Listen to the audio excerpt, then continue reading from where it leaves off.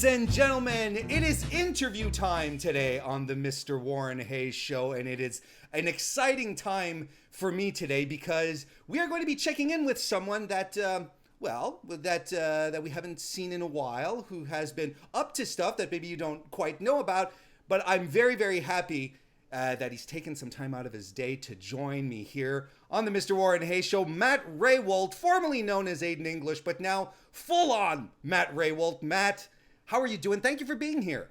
Absolutely. No, man. Thank you for having me. I'm doing pretty good. How are you? I'm doing fantastic. I mean, the confinement situation makes it, unusual for everyone, and you're kind of officially back on the indie scene as well. How have you been holding up? I mean, not too bad. Like I said, like you just put it there. I mean, kind of confinement these last couple of months, this is not how anyone wanted to spend their summer. No. For sure. A lot of indoors, a lot of time away from loved ones. I know we just had to kind of forego joining my family on vacation because, as some people know, my wife was just doing some work with AEW in Florida. And so when she came home, we wanted to keep ourselves separate, and so we missed out on that. We usually go to the beach in Michigan with our family. So things like that can be, really annoying, but yeah. You make the best of the time you have at home. You find new hobbies, you find, or ways to work your passions into this even more digital world than it was before, right? Everything's on Skype, Zoom, Twitch, blah, blah, blah. So it's kind of finding the ways to explore your passions in those different ways. And so just been trying to do things like that. Yeah, for sure. I mean, we absolutely have to keep busy, and being away from family and stuff can be difficult. Like you said, especially if you have these circumstances where you're, usually you meet up and you have these family gatherings. Yeah, of course, it's a very different type of world that we're living in. So kind of curious, checking in on you. You'd been actively wrestling for a while now. You signed up, you worked a couple of years on the indies. You signed with WWE in 2012, if I'm not mistaken, and you wrote it out all into this year. The vaudevillains and all of that, but of course people are going to very much remember you for Rusev Day, and with good reason, right? It was a fun one. How did Rusev Day come to pass? How did that happen? It was kind of a happenstancy thing, which, like, the best things I think usually are. They're like, the actual start itself wasn't organic, but everything that made it what it was organic. So, because literally on paper, all it was in that summer of 2017. I had just doing a couple little things on my own, kind of just trying to get established. And I happened to be booked into like random, like 2 different matches with Randy Orton, who sure be working with Rusev in a story. And so our paths literally, like ships in the night, just happened to be in the same segment. And they're like, hey, you're a bad guy, so you're going to do something to help Rusev get up on Randy. And like, that's it. And they thought wasn't going to do anything. And then the next week it was like, well, since you did that, and you've got this character, come back and help Rusev celebrate, right? So we'll kind of incorporate you there. And it was like, okay. And again, it was just, and we'll end it there. You'll go back to whatever. And then what ended up being was that ceremony with the cheesy key and the platform and the mayor, which I had to learn the Bulgarian national anthem in Bulgarian over the course of a weekend. So that was the actual Bulgarian national anthem that you were singing. 110%. My God. Okay, I thought you were just like making up some kind of language, but no, that's fantastic. No. So SmackDown film at that time was still filming on Tuesdays.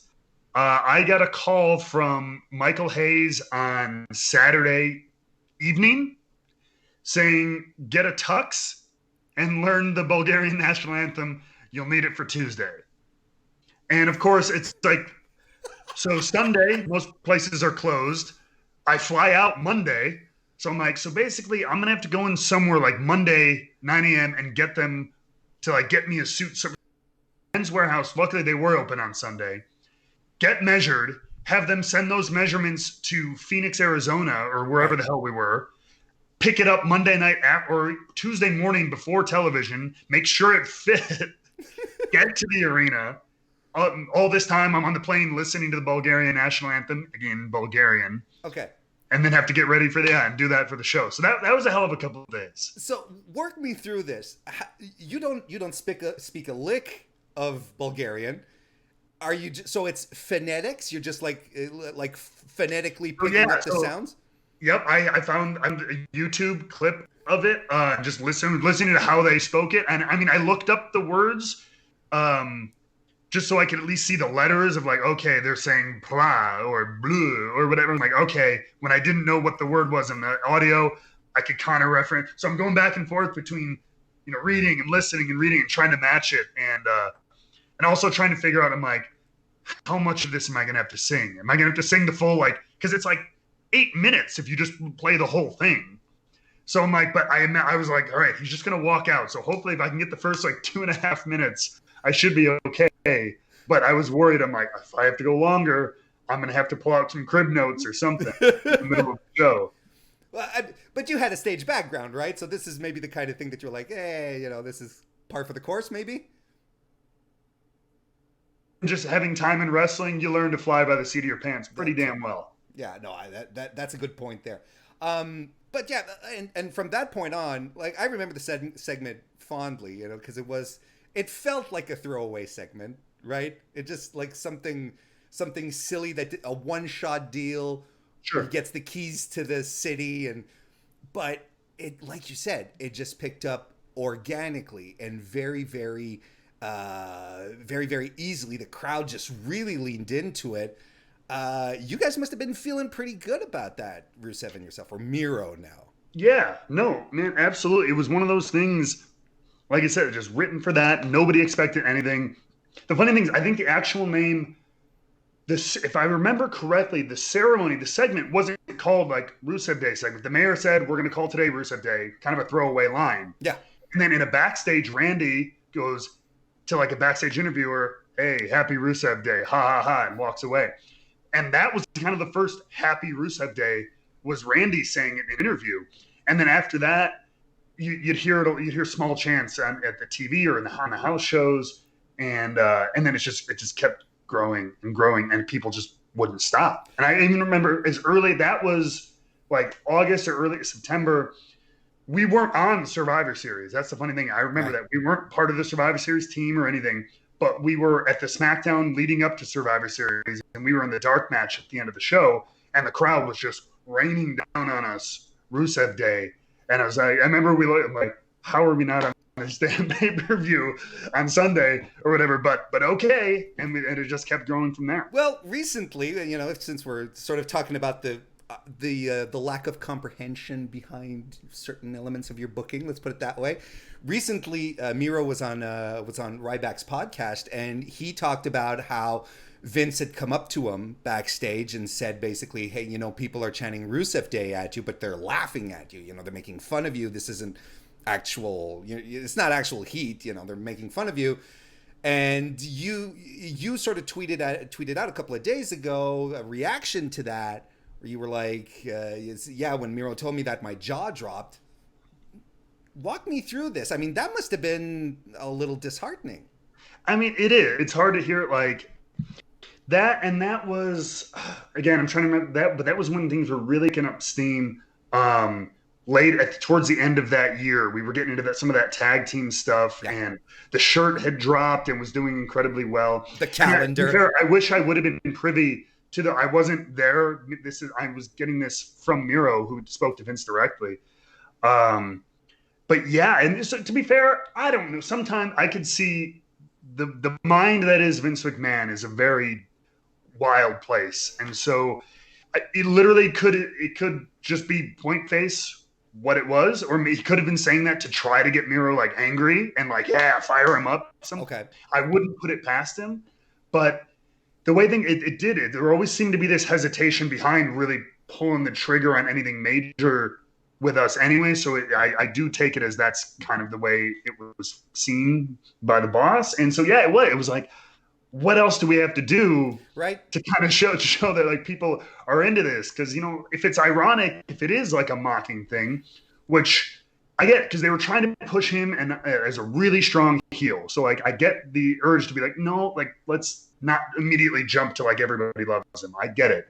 You don't want to jump to anything too fast, but it was, and then it kept going. People, if it's on it, people will throw it away in a week or two. Like they get over that stuff. But when they're really loving something, they stick with it, and they did stick with it, and stuck with it, and stuck with it, and stuck with it. So, yeah, it was a lot of head scratching and head shaking moments for the pair of us. It's weird, like, because especially these days with, you know, a lot of guys jumping over to AEW, you hear the stories, and you know, it's there's correlations you can make nonetheless. Like, especially when you hear Matt Cardona go on podcasts and say, you know, talk about the myth of the brass ring, when you know, where you're always being told, well, you know, do what you need to do to get yourself over, and then when you start getting yourself over, they're like, you know, it's kind of weird, especially since, and I remember this.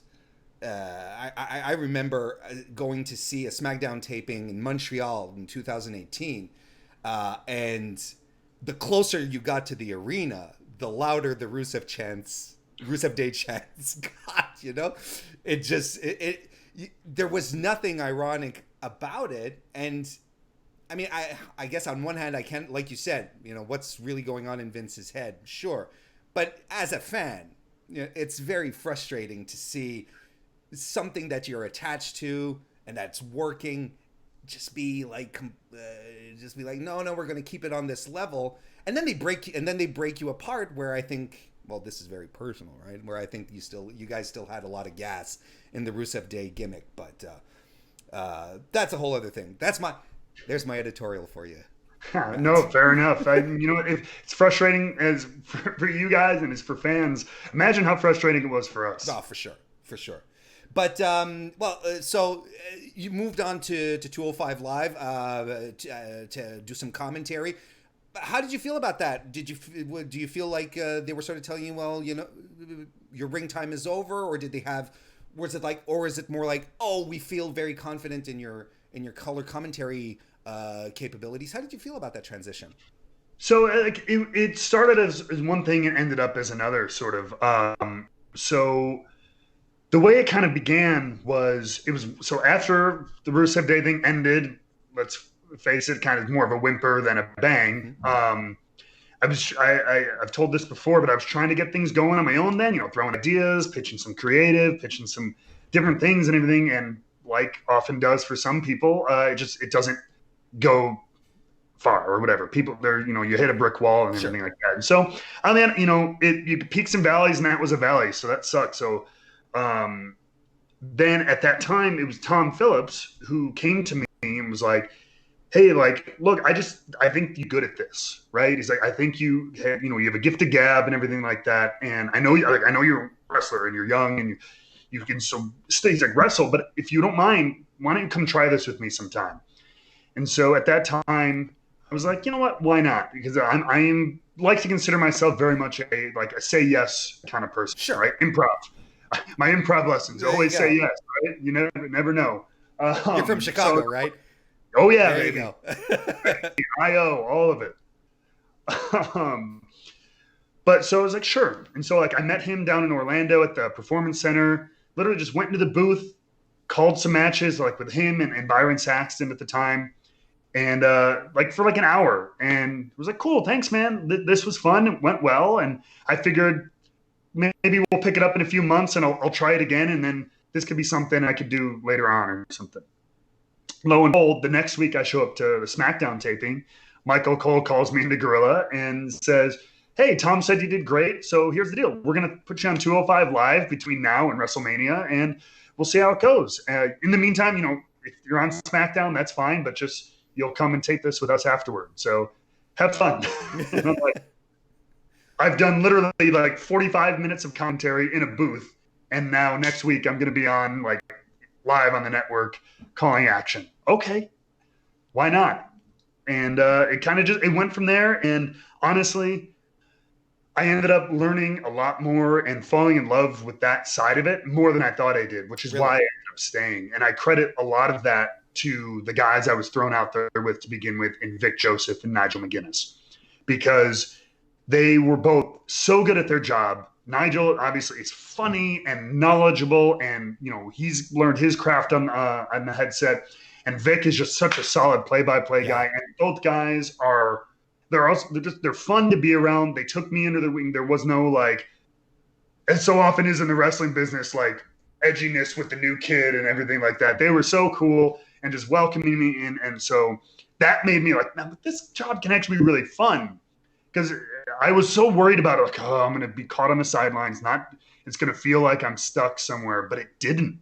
I felt like, especially at a time when I wasn't doing much, I had something to do and sink my teeth in. And especially 205 Live, I know I'm rambling here, but when I get passionate about something, I start going off. That's cool. So you're welcome to the show. Same thing here. But at that time, like 205 Live was like, I was friends with the guys like Mustafa Ali and like Buddy Murphy and stuff.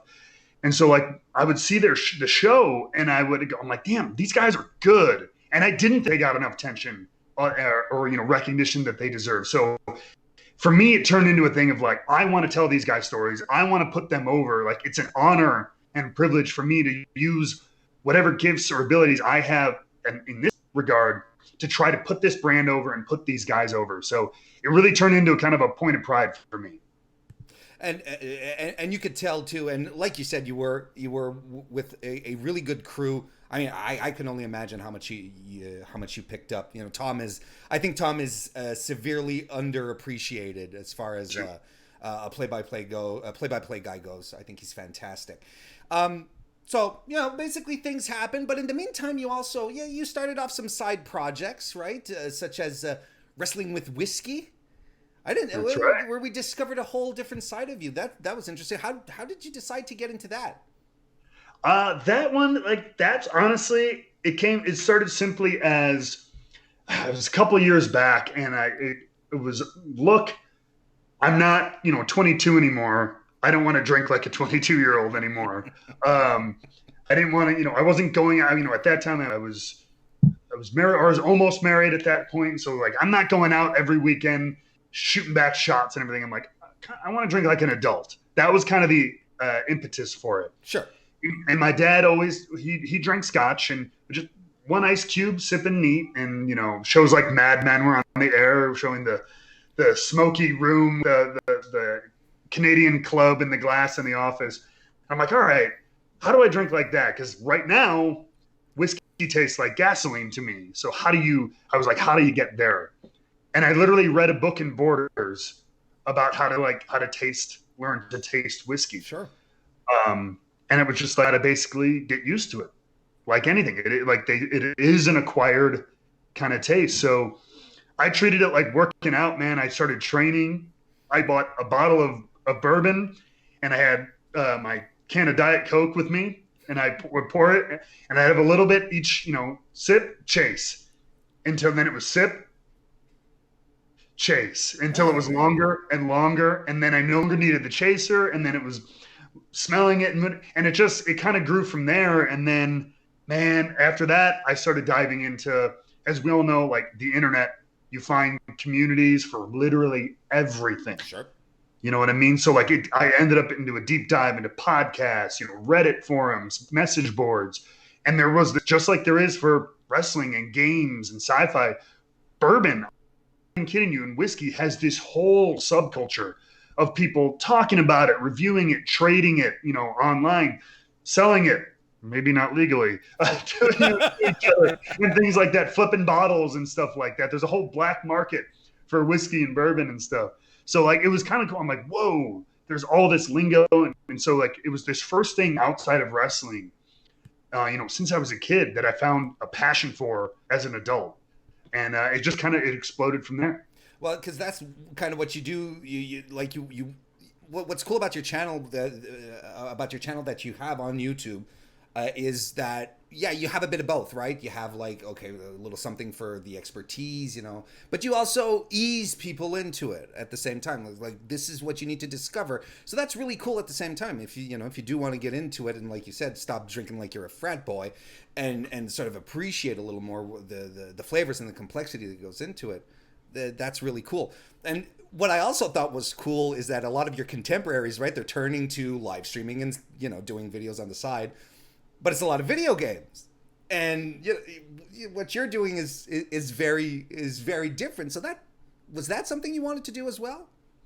I mean, I didn't know when I first started doing it, and like started like the YouTube channel, and like I have a separate Instagram, wrestling with whiskey and stuff. I didn't really know what it was gonna be. I knew it was just like I want to explore it. I want to share the journey I'm taking, and with the YouTube channel, I guess specifically, the biggest thing for me was kind of like what you said. It was like, look, the whole thing is I want to share my appreciation for it, show a different way to appreciate this spirit that's, again, typically a shot in a beer is how most people see it.